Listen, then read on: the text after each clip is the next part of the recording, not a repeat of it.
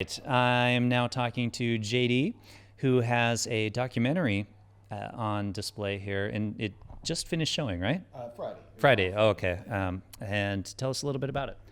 Yeah, so I was working as a freelance journalist, doing a piece. Actually, started off as a written piece that I had sold to Playboy, and it kind of grew. I also do music videos, and so my editor said, "Hey, I saw some of your video stuff. Could you turn this written piece into a video piece, because they're kind of reformatting. They're going to kind of contend with Vice journalistically."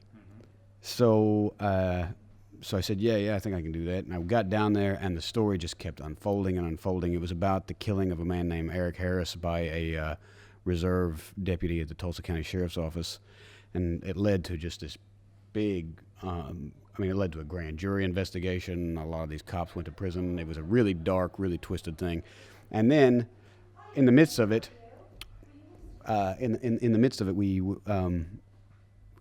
we got caught kind of in a tornado, and so, as you do in Oklahoma, you know.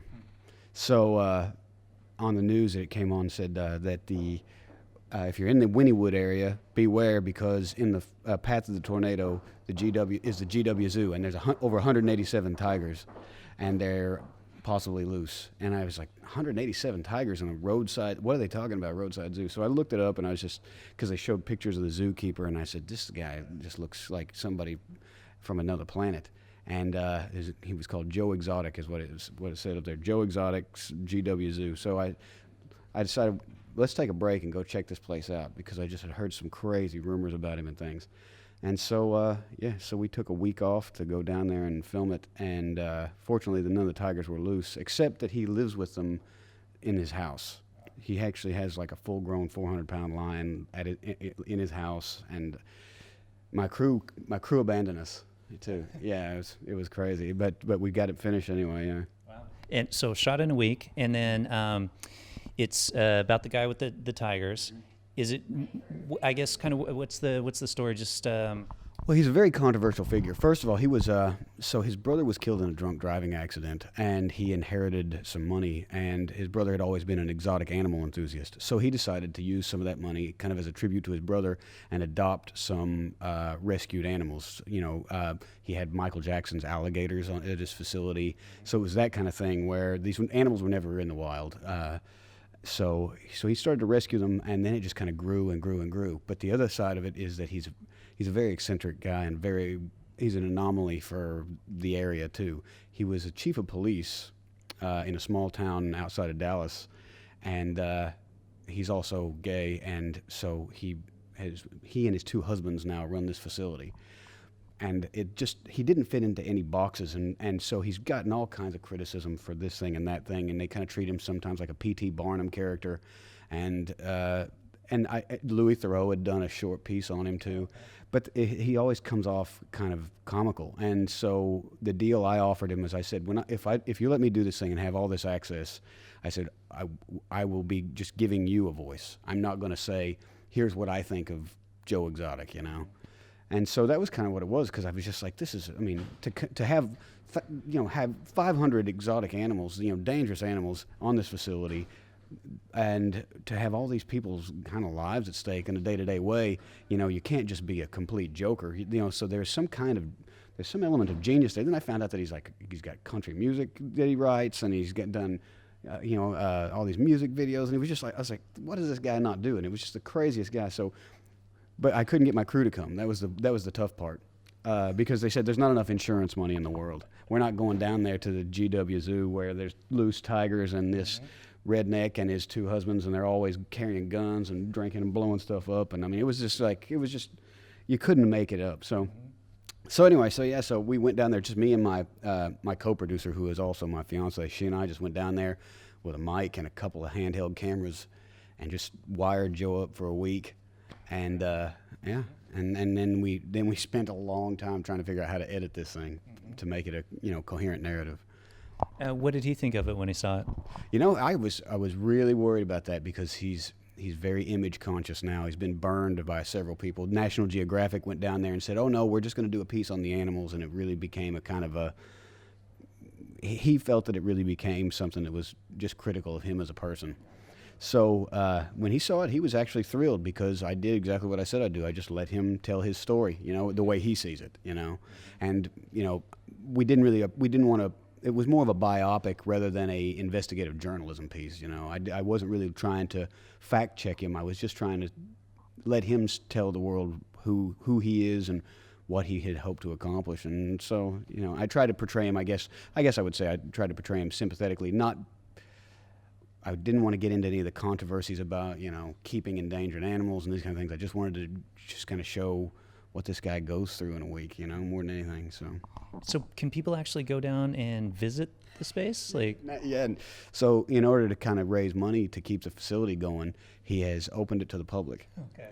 And it is unlike any experience you will ever have at any zoo, I can tell you that. And you'll see it, in the film, because in the film we follow him through his tour also. So you actually get to see exactly what his tour is like, and it's fascinating. I was actually, with all the controversies around him, some of his staff have lost limbs and things like that. And so of course we were like, oh geez, this place is just going to be, completely, off the charts. And so we were really nervous about it. But he has very, very clear protocols. All the incidents that have happened were violation of protocols. It's a very professional place in the end. But his house, which is also on the facility, is a different story.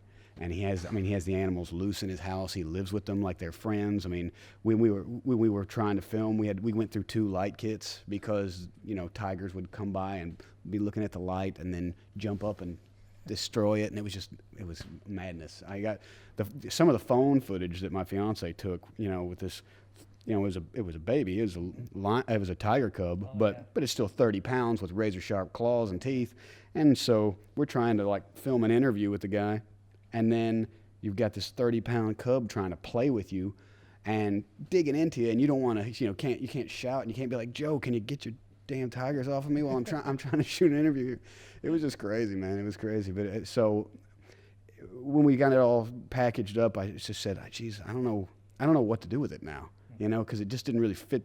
It doesn't fit anything. It's just a kind of a crazy story about a crazy guy. But I thought I borrowed from The Life Aquatic, because it's sort of like if Bill Murray's character had 2 husbands and was a redneck and it took place in the Great Plains instead of on the ocean, he's kind of that guy. Mm-hmm. So I kind of, I thought maybe we can try it in Europe, and because I thought, I know the place for this. I'm going to send it to this Irish festival because I thought it would even be more shocking over here. The things that people get up to in America, Yeah, I found they do kind of appreciate it. So I was kind of going to ask about that. Why specifically Ireland? Why specifically this festival? And then what else are you planning on doing with the film? Okay, yeah. So we've entered it now. This was the first festival we entered it to, and I was delighted that it was selected to screen. Just kind of 1-0 kind of. So, but no, the reason why I just chose Ireland, I guess, first was because I moved to Ireland in 2001, and I lived here for about 5 years, and Ireland really kind of gave me my career in a strange way. I came here with no plan. I was busking on the street to make extra money and stuff, and I got a record deal with a guy in California, a guy named Lou Adler, who's a pretty well-known producer. Yeah. So what?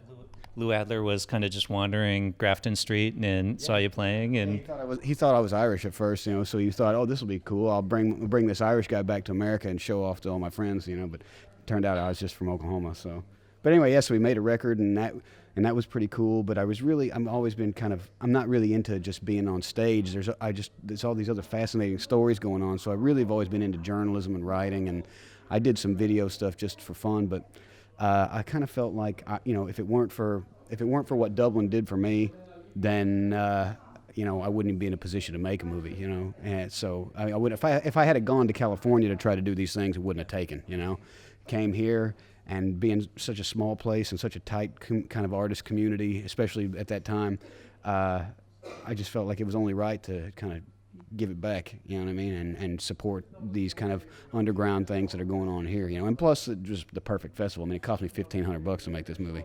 Yeah. Where's the film going next? Geez, I think that actually the next place it's showing is, I want to say it's in Oaxaca, Mexico, in October. Oh no, I'm lying about that. It's actually there's an LGBT festival in Virginia. I think it's in Virginia. It's called Tea Dance, and they're really excited about it. And honestly, my co-producer, my fiance, my better half, Brielle, she's the master of ceremony and all that. So I've kind of moved on to some other things, but for this particular festival, I really wanted to be here.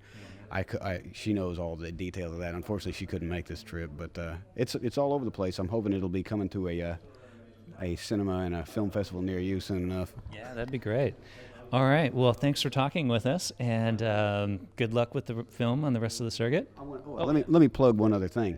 Absolutely. There's a brilliant play in a Dublin playwright named Philip Sinchen that did a brilliant play called Temptress. And I was over here last October on a holiday. We just happened to see it. I wound up going to it every night of the week and bought the film rights to it. So we're going to be trying to. I wanted to keep it as true to that. So that'll be the next thing I'm working on here is an Irish film based on that script. That's fantastic. Do you guys know that? No. You guys are Irish. You're the worst Irish people. I work with the worst Irish people on this show, every time.